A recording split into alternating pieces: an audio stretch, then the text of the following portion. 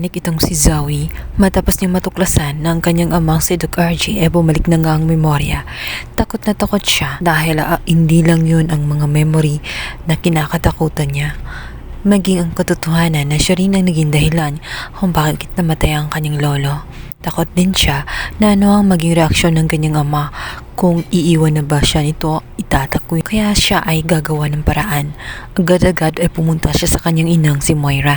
At dito ay gagabayan na naman siya ni Moira. Kailangan naman niyang kunin ang tiwala at ang simpatya ng kanyang daddy. Dahil kanyang magiging alas, hindi pwede na basta na lamang siyang hindi pa halagahan, lalo't malalaman nga ni RJ na anak siya sa kalokohan nga nitong si Moira. Anak siya sa malaking kasinungulingan nitong si Moira. Bunga siya ng kamalian at pagtataksil ng kanyang ina. Kung kaya't ayaw niya nang maging sa kanya ay magalit ang kanyang amang si RJ. Kaya naman nagmuo ang plano nitong si Moira. Kailangan gagawin ni Zoe ang lahat-lahat. Kahit ano pa man ang maging kapalit ay kailangan makuha niyang muli ang simpatya ng kanyang ama. Dito nga ay magkakasalubong ni Moira itong si Doc RJ.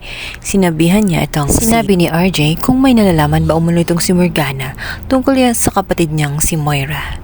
Ngunit ang hindi alam ni RJ ay si Moira na ang kanyang kaharap. Agad namang magmamaang-maangan itong si Morgana as if hindi niya kilala ang taong binanggit, ngunit siya na pala yun. Sinabi niya na wala siyang nalalaman tungkol sa kanyang kapatid. Hindi umano sila close kaya't wala siyang kamalayan kung ano mang nangyari sa kanyang buhay. Agad-agad naman ay nabanggit ni Moira na hindi umano yun ang dapat niyang pagtuunan ng pansin dahil wala na naman itong si Moira. Matagal nang nasa hukay ito kaya hindi na ito gagawa ng kasamaan pa mula sa kanila. Ang maigi umanong bigyan niya ng pansin ay ngayon ay itong si Zoe dahil natitiyak niya na hindi agad-agad matatanggap ni Zoe ang katotohanan yun. Ngayon nabanggit ni RJ na yun na nga ang kanyang ginawa dahil hinahanap niya si Zoe. Nagtampo kasi ito matapos matuklasan na bumalik na nga ang kanyang alaala at alam na rin niya ang katotohanan na hindi talaga siya totoong tanyag. Kaya sinabi naman itong si Morgana na kanina pa nila hinahanap itong si Zoe at wala nga doon hanggang sa may makapagturo nga na ito nga si Zoe ay umakyat na nga sa gusali ng rooftop kung saan gustong-gusto nga nito na tumalon.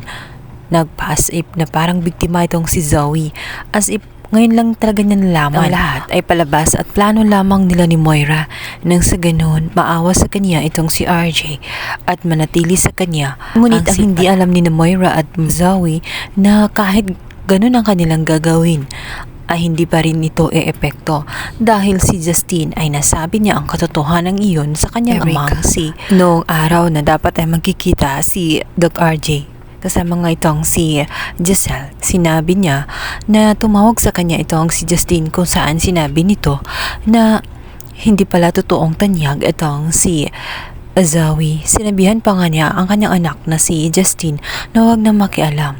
Subalit hindi papayag itong si Justine na matagal nang niloloko nitong si Moira at nitong si Justine dahil nga alam na nito ang katotohanan, ngunit wala pa rin binanggit o sinabi man lang at sinamantala na nagkaroon ng amnesia itong si Doc RJ. Nung matuklasan ni Eric at nitong si Giselle na halos magpakamatay itong si Zoe matapos matuklasan ang katotohanan tungkol sa tunay niyang pagkatao, ay nasabi niya na parang palabas lamang ang lahat at nagsisinungaling lamang itong si Zoe dahil ang katotohanan ay matagal na niyang alam na hindi siya totoong tanyag. Kaya naman naalarma itong si Giselle. Noon pa man ay wala na talaga siyang tiwala sa kanyang pamangkin na hilaw na ito ang si Zoe. Dahil alam na niya na kasing ugali din niya ang kanyang ina na sa akala nila ay patay na. Ngunit ito nga ay nagpapanggap na si Morgana. Yun din ang hindi nila natutuklasan pa sa ngayon. Kaya naman itong si Giselle ay agad niyang iwawarningan itong si Annalyn at sasabihin na kung naniwala siya agad nito kay Zoe ay wag na ibigay ang 100%. Malakas ang kutob niya na nagpapanggap lamang itong si Zoe. Palabas lamang ang kanilang mga nakikita. Maaring may malaking plano itong si Zoe kung kaya't mag-ingat-ingat sila dahil matagal na alam ni Zoe ang katotohanan at yan ay nasabi na nito si Justine sa kanyang amang si Eric.